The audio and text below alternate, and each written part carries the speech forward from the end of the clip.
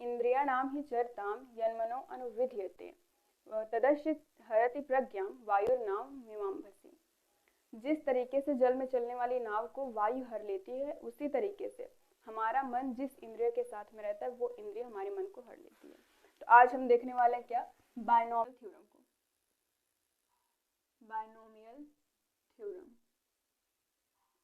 तो बायनोमियल का मतलब होता है द्विपद।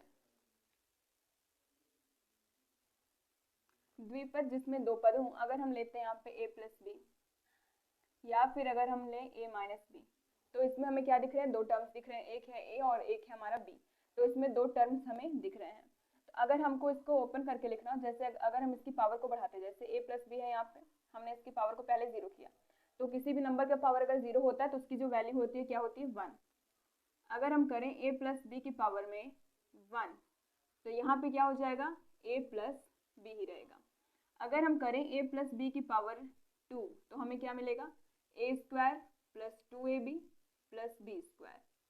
अगर हम करें a प्लस बी की पावर 3, तब हमें क्या मिलेगा, a cube plus 3a square b plus 3ab square plus b cube.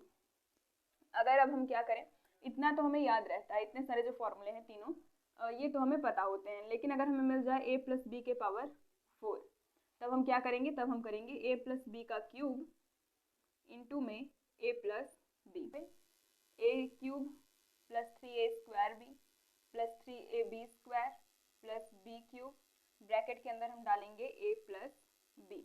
अब पहले a का मल्टीप्लाई करेंगे तो यहाँ पे हो जाएगा a की पावर में 4 plus 3a cube b plus 3a square b square plus ab cube. अब यहाँ से जब b का मल्टीप्लाई करेंगे तो b a b cube b a cube हो जाएगा plus 3a cube b a 3a square b square plus 3ab cube plus b की पावर में 4 हो जाएगा। अब जो ऐड होगा उसको ऐड करेंगे, जो सब्ट्रैक्ट होगा उसको हम सब्ट्रैक्ट करेंगे। तो a की पावर में 4 है प्लस यहाँ से हमें दिख रहा है कि 3a क्यूब भी है और कहीं पे 3a क्यूब, यहाँ पे क्या हो जाएगा, इसको ऐड कर देंगे तो हमारे पास आएगा 4a क्यूब b। अब बचा यहाँ से 3a स्क्वायर बी स्क्वायर, यहाँ पे 3a स्क्वायर बी स्क्वायर, ये हो जाएगा plus 6a square b square. यहाँ से फिर हम देखें तो 3a ए बी क्यूब और 3ab क्यूब क्या हो जाएगा, 4ab क्यूब, और ये b की पावर में 4। तो अगर इन सबको हम देखें ध्यान से तो हम क्या नोटिस करेंगे कि यहाँ पे जो पावर है a की, वो क्या हो रही है, राइट साइड में जाने पे पावर इसकी कम होती जा रही है। जैसे यहाँ पे 2 है, फिर यहाँ पे 1 हुआ, यहाँ पे 0 हो गया, यहाँ पे 3 है, फिर यहाँ पे 2 है, यहाँ पे 1 हुआ, और यहाँ पे इसको अगर हम चाहें तो a की पावर में 0 इस तरीके से लिख सकते हैं क्योंकि उसकी वैल्यू 1 होती है। अब इसमें भी देखें तो यहाँ पे पहले a की पावर 4 था, फिर a की पावर 3 हुआ, फिर a की पावर में 2 हुआ, फिर a की पावर में 1, यहाँ पे अगर हम 1 लिखना चाहें तो, और यहाँ पे a की पावर में 0 हो गया। इसका मतलब जैसे हम इक्वेशन को आगे बढ़ाते हैं वैसे वैसे a की पावर जो है वो क्या होती जाती है, हमारी कम होती जाती है, और b की पावर जो है वो, b का जो पावर होता है वो इंक्रीज होता है, लेकिन a का जो पावर होता है वो डिक्रीज होता है। कब, जब हम राइट साइड में अपने इक्वेशन को बढ़ाते हुए जाते हैं। तो आप इसको पहले नोट डाउन करिए। अब हमें ये चीज मिला था तो हम इसमें क्या नोटिस करें, मैं उसको यहाँ पे लिखने जा रही हूँ। a प्लस बी की पावर 0 इज इक्वल टू 1। जैसे हमारा पावर 0 है तो हमें टर्म कितनी मिल रही है, या फिर पद हमें कितने मिल रहे हैं, यहाँ पे 1 मिल रहा है। जैसे पावर 1 हुआ, यहाँ पे हमें कितने टर्म मिले, 2 मिले। एक a प्लस बी की पावर 2 हुआ तो यहाँ पे हमें कितने टर्म मिले, 3 मिले। और a प्लस बी की पावर 3 हुआ तो 4 मिले, 4 हुआ तो 5 मिले। इस तरीके से जैसे जैसे पावर को इंक्रीज करते हैं वैसे वैसे टर्म जो हमारा वो एक और ज्यादा इंक्रीज हो जाता है। तो the term is 1 if the power is 0। जब पावर 0 है तो टर्म 1 है। इफ टर्म इज, या फिर लिखते term is 2 if the power is 1, so that as we increase the power, the term increases plus 1 of the power। Power का एक ज़्यादा क्या हो जाएगा, इंक्रीज हो जाएगा हमारा जो टर्म होगा। अब दूसरा क्या लिख सकते हैं, दूसरा ये लिख सकते हैं कि जो हमारे जितने भी टर्म्स हैं इनका जो पावर है उनका जो योग होगा वो किसके योग के बराबर होगा, a प्लस बी के पावर के बराबर होगा। जैसे यहाँ पे a प्लस बी की पावर में 2 है तो इसका पावर 2 है, इसमें ऐड किया तो इसका भी 1 प्लस 1 होकर 2 हो गया, इसका भी 2 हो गया। तो मतलब जितने भी टर्म हैं उन सभी में जितने पावर्स का a और b के पावर्स का जो योग होगा वो a प्लस बी के पावर के इक्वल होगा। So the sum of power of a and b is equal to the power of a plus b। a plus b की पावर के इक्वल होगा किसका सम, a और b के power का सम a प्लस बी के power के equal होगा। अब तीसरी चीज हम क्या देखते हैं, as the term increases the power of a decreases and power of b increases। जैसे जैसे हम टर्म को बढ़ाते जा रहे हैं वैसे वैसे a का जो पावर है वो कम होता जा रहा है और b का पावर बढ़ रहा है। यहाँ पे a का पावर 4 था, फिर 3 हुआ, फिर 2 हुआ, फिर 1 हुआ, उसके बाद 0 हो गया। और b का यहाँ पे 0 था, फिर 1 हुआ, फिर 2 हुआ, फिर 3 हुआ, यहाँ पे आके 4 हो गया। तो इस तरीके से जैसे जैसे हम टर्म को बढ़ाते वैसे वैसे जो पावर होता है हमारा a का वो डिक्रीज होता है और जो पावर होता है b का वो इंक्रीज होता है। अब हम क्या लिखेंगे, इधर हम लिखेंगे पावर और इधर लिखेंगे उसकी कोफिशिएंट, इसके a और b के कोफिशिएंट को यहाँ पे हम लिखेंगे। तो अगर हमारी पावर कितनी है, 0 है, तो कोफिशिएंट कितना है, 1 दिख रहा है। अगर हमारी जो पावर है वो 1 है तो कोफिशिएंट कितना दिख रहा है, 1 a का और 1 b का। अगर पावर हमारी 2 है तो कोफिशिएंट कितना दिख रहा है, एक 1 दिख रहा है, दूसरा 2 दिख रहा है और तीसरा 1 दिख रहा है। a का भी 1 है, इसका देखिए इधर 2 है, इसका भी इधर 1 हो सकता है, हम 1 लिखते नहीं लेकिन वहाँ पे 1 होता है। अगर हमने यहाँ पे पावर 3 कर दिया तो a की पावर कितनी है, 3 है, a का कोफिशिएंट कितना है, 1 है, उसके बाद कितना है, 3 है, उसके बाद भी 3 है, उसके बाद क्या है, 1 है।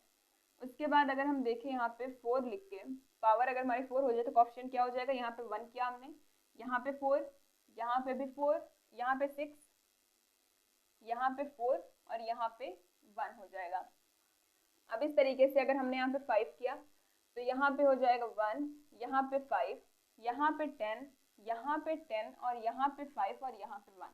अब ये कैसे किया हमने, देखिए यहाँ पे इसको मैं यहाँ पे ड्रॉ कर देती हूँ, ये इस तरीके से ट्रायंगल। ये ट्रायंगल क्यों बना रहे हैं हम बताते हैं अभी। ये हमने ड्रॉ कर लिया यहाँ पे ट्रायंगल्स। देखिए 1 था तो हमने इधर 1 1 पूरा लिख दिया। अब यहाँ पे 2 3 4 6 4 5 10 5 कैसे है मैं आपको बताती हूँ। इधर हमने 1 को ऐड किया तो क्या मिला हमें, 2 मिला। यहाँ पे एक ट्रायंगल होगा।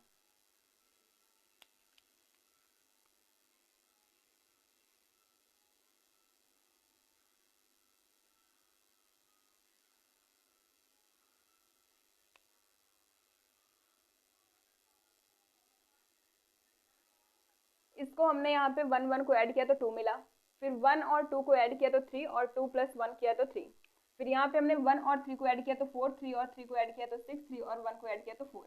और उसके बाद मैंने यहाँ पे जो लिखा कि यहाँ पे हमारा 5 10 10 5 कैसे आया, तो हमने 1 और 4 को ऐड किया तो 5, 4 और 6 को ऐड किया तो 10 और 6 और 4 को ऐड किया तो 10, 4 और 1 को ऐड किया तो 5। तो इस तरीके से हम क्या करते हैं, इसको हम बोलते क्या है, पास्कल्स ट्रायंगल। इसको हम पास्कल का ट्रायंगल बोलते हैं। क्यों, इसमें हमने पहले चारों तरफ 1 1 लिख लिया।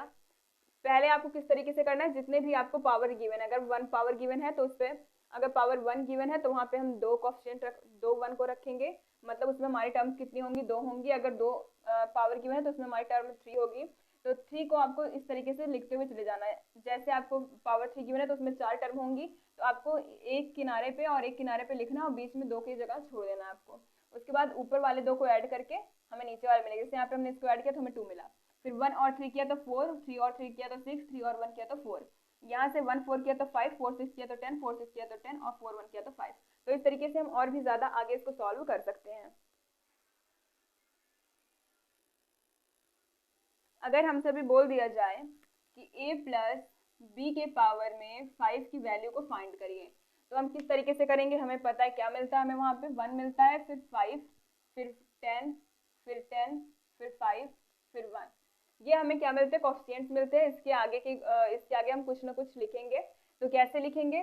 पहले 1 मिला कोएफिशिएंट, और सबसे पहला टर्म मैंने आपको क्या बताया था कि पावर जितनी है उतनी करेंगे, मतलब a की पावर में 5 किया हमने, और दूसरे में +5, एक पावर इसकी कम करेंगे और b को लेके आएंगे, क्योंकि हमें उसको स्टेबलाइज करना, मतलब पावर टोटल हमारी 5 ही होनी चाहिए। तो a की पावर में 4 किया इंटू b की पावर में 1 किया, तो ये क्या हो गया? 4 + 1 किया तो 5 हो गया, और इसकी पावर जो है वो डिक्रीज भी कर रही है। हमने पढ़ा है कि पावर जो होती है a की वो डिक्रीज करती है और b की बढ़ती है। यहाँ पे हम b की पावर को 0 भी लिख सकते हैं, क्योंकि उसकी वैल्यू 1 होती है। अब क्या लिखेंगे यहाँ पे? 10। a की पावर को 1 कम करेंगे, b की पावर को 1 ज्यादा करेंगे, तो a की पावर में 3 कर दिया, b की पावर में 2 कर दिया, +10 किया। अब क्या करेंगे? a की पावर को 1 और कम करेंगे, b की पावर को 1 और ज्यादा करेंगे। फिर क्या गिवन है? कोएफिशिएंट 5 गिवन है, तो 5 किया, a की पावर को कम किया, 2 था तो 1 कर दिया, b की पावर को ज्यादा किया, 3 था तो 4 कर दिया, प्लस अब 1 लिखा, a की पावर को एकदम खत्म कर दिया, a की पावर 0 मीन्स 1 कर दिया, और b की पावर यहाँ पे 5। तो a प्लस b की पावर 5 का फॉर्मूला हमारे पास क्या बन के आया? a की पावर 5 + 5 a की power 4 into b plus 10 a की power 3 b square plus 10 a square b cube plus 5 a b की पावर 4 प्लस b की पावर 5। अब यहाँ से अगर हमें किसी भी नंबर को दे दिया जाए तो हम उसका क्या कर सकते हैं? जैसे अगर आपको दे दिया जाए 2x + 3y की पावर में 5, तो इसको हम एक्सपेंड कर सकते हैं। कैसे? a की पावर 5 यहाँ पे a है, ये b है, तो 2x की पावर में 5 गिवन है, प्लस 5 a की पावर 4 मतलब 2x की पावर 4 करेंगे, और b को लिखेंगे मतलब 3y, प्लस 10 अगर हमें a cube b square given है, तो a क्यूब मतलब 2x का क्यूब, और b स्क्वायर मतलब 3y का स्क्वायर, प्लस 10 किया हमने, यहाँ पे a स्क्वायर हो जाएगा मतलब 2x का स्क्वायर, और b का क्यूब मतलब 3y का क्यूब हो गया, प्लस 5 a क्या लिखा हमने? 2x, और b की पावर 4 3y की पावर 4 कर दिया, प्लस b की पावर 5 है मतलब 3y का पावर 5। अब इसको सॉल्व करेंगे तो हमारा जो इसका एक्सपेंशन होगा वो आएगा।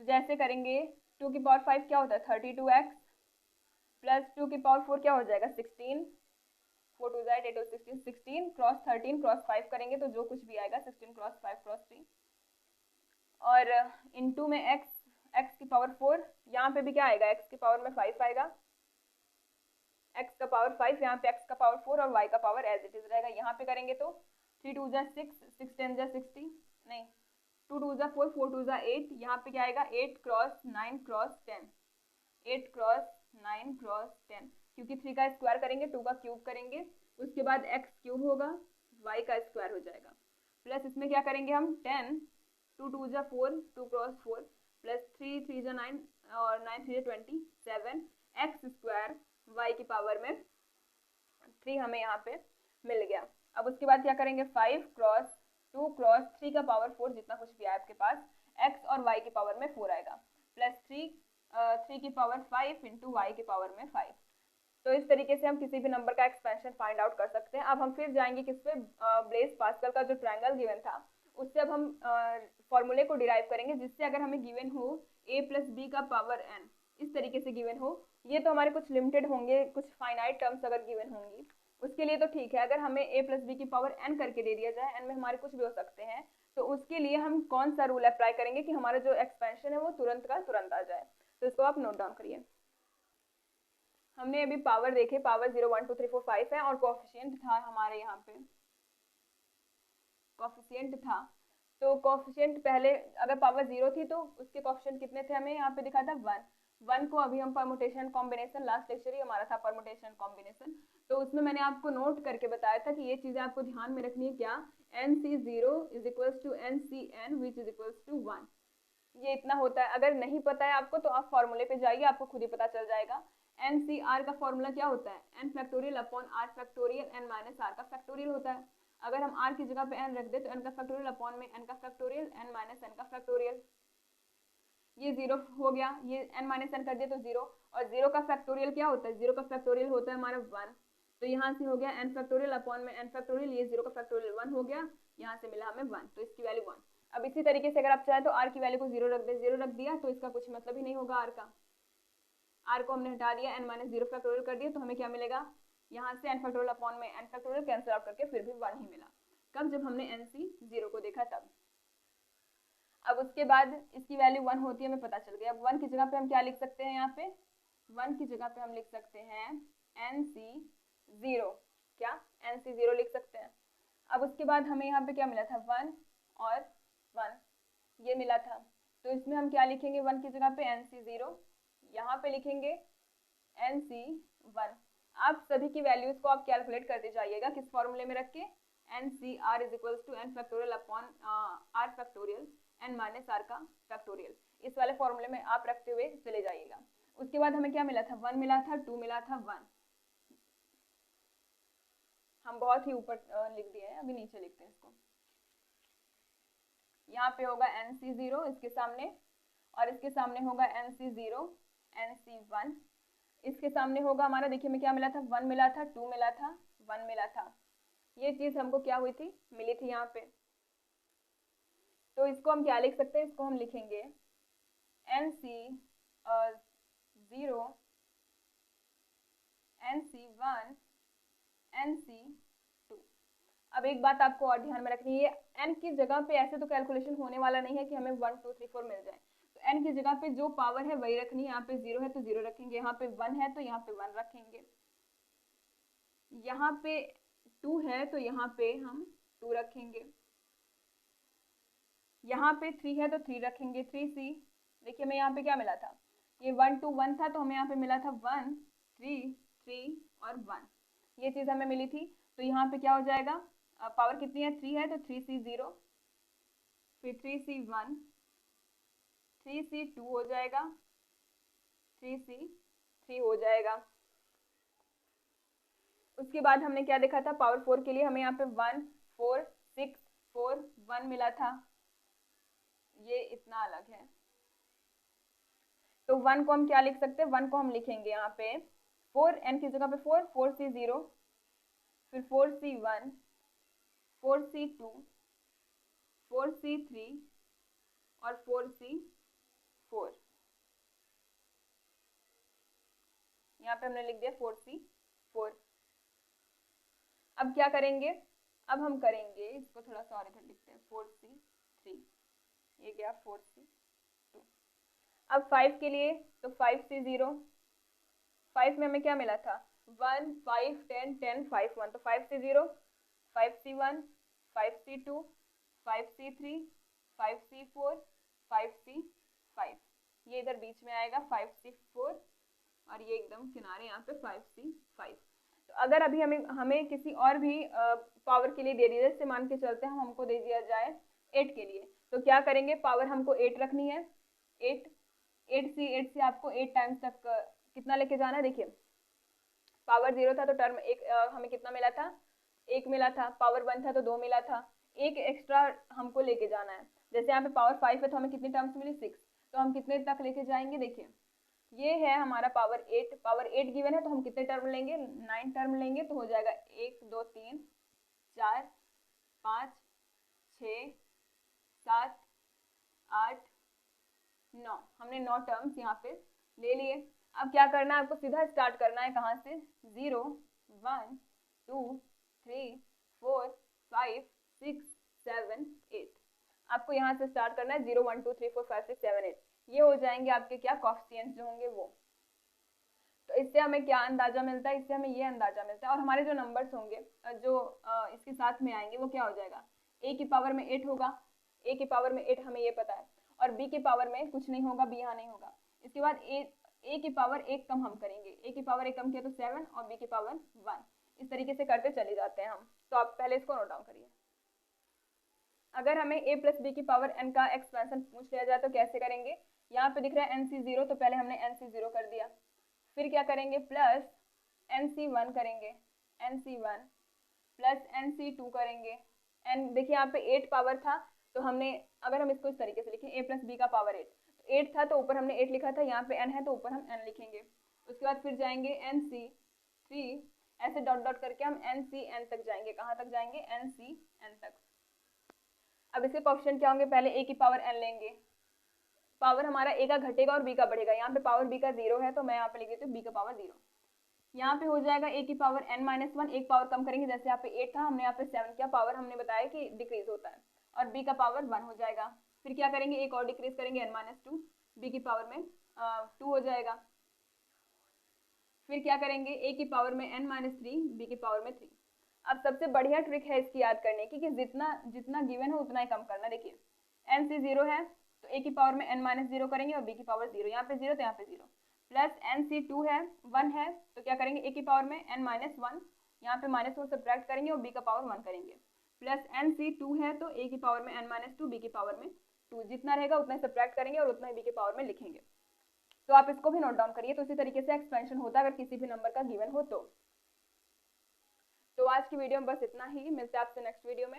अगर आपको ये वीडियो अच्छी लगती है तो लाइक करिएगा, अपने फ्रेंड ग्रुप में शेयर करिएगा। Thanks for watching.